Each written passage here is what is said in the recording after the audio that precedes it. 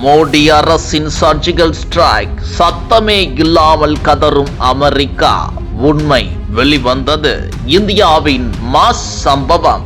அமெரிக்க அதிபர் Donald Trump அறிவித்த 50% இறக்குமதி வரிக்கு எதிராக இந்தியா வெளிப்படையான கண்டனமின்றி மேற்கொண்ட ஒரு மௌன நடவடிக்கை தற்போது அமெரிக்க அரசியல் மற்றும் விவசாய வட்டாரங்களில் பெரும் கவலையை உருவாக்கியுள்ளது. குறிப்பாக அமெரிக்காவின் விவசாய மாநிலங்களை நேரடியாக பாதிக்கும் வகையில் இந்தியா எடுத்துள்ள இந்த நடவடிக்கை இரு நாடுகளுக்கு இடையேயான வர்த்தக உறவுகளில் புதிய திருப்பத்தை ஏற்படுத்தியுள்ளது. டொனால்ட் ட்ரம்ப் மீண்டும் அமெரிக்க அதிபராக பதவியேற்றதுடன் அமெரிக்கா ஃபர்ஸ்ட் கொள்கையை தீவிரமாக முன்னெடுத்தார். அதன் ஒரு பகுதியாக இந்தியாவிலிருந்து அமெரிக்காவுக்கு ஏற்றுமதி செய்யப்படும் பொருட்களுக்கு 50% சுங்க வரி விதிக்கப்பட்டது. இதற்கு அவர் முன்வைத்த காரணங்கள் இரண்டு.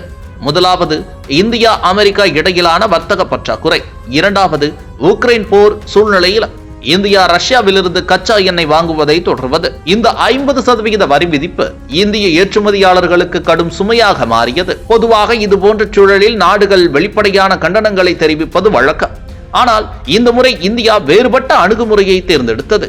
அதிகாரப்பூர்வ பேச்சுவார்த்தைகள் ஒருபுறம் நடைபெற, மறுபுறம் இந்தியா அமெரிக்காவின் முக்கிய பலமாக கருதப்படும் விவசாய துறையை குறிவைக்கும் வகையில் ஒரு தொழில்நுட்ப வரி விதிப்பை அமல்படுத்தியது. அமெரிக்காவின் வட டகோட்டா மற்றும் மொன்டானா போன்ற மாநிலங்களில் உற்பத்தியாகும் மஞ்சள் பட்டாணி மற்றும் பருப்பு வகைகளுக்கு இந்தியா 30% இறக்குமதி வரியை விதித்தது.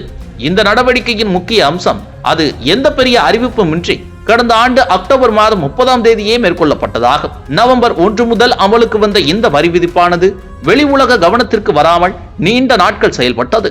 இதன் விளைவாக இந்திய சந்தையை பெரிதும் நம்பியிருந்த அமெரிக்க விவசாயிகள் பாதிக்கப்பட தொடங்கினர். உலக அளவில் பருப்பு நுகர்வில் இந்தியா சுமார் 27% பங்கை வகிக்கிறது.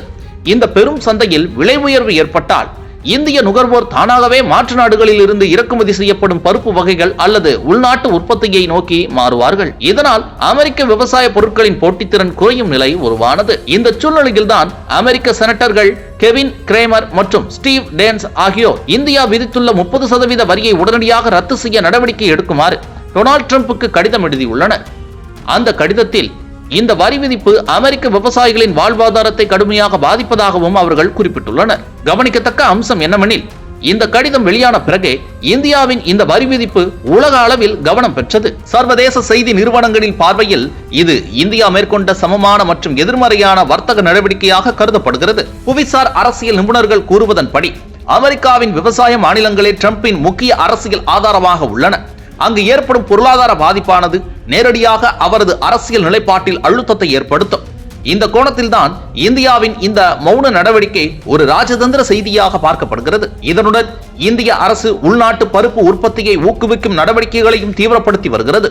விவசாயிகளுக்கு அதிக ஆதாயம் கிடைக்கும் வகையில் திட்டங்கள் முன்னெடுக்கப்படுவதுடன் கனடா, ஆஸ்திரேலியா, பிரேசில் மற்றும் ஆப்பிரிக்க நாடுகளில் இருந்து மாற்று இறக்குமதி வாய்ப்புகள் குறித்த பேச்சுவார்த்தைகளும் நடைபெற்று வருகின்றன. மொத்தத்தில் இது வெறும் வரி சம்பந்தமான விவகாரம் மட்டுமல்ல. இந்தியாவின் எரிசக்தி பாதுகாப்பு, விவசாயிகளின் வாழ்வாதாரம் மற்றும் புவிசார் அரசியல் நிலைப்பாடு ஆகியவை ஒன்றிணைந்த ஒரு விரிவான ராஜதந்திர நகர்வாக இது பார்க்கப்படுகிறது.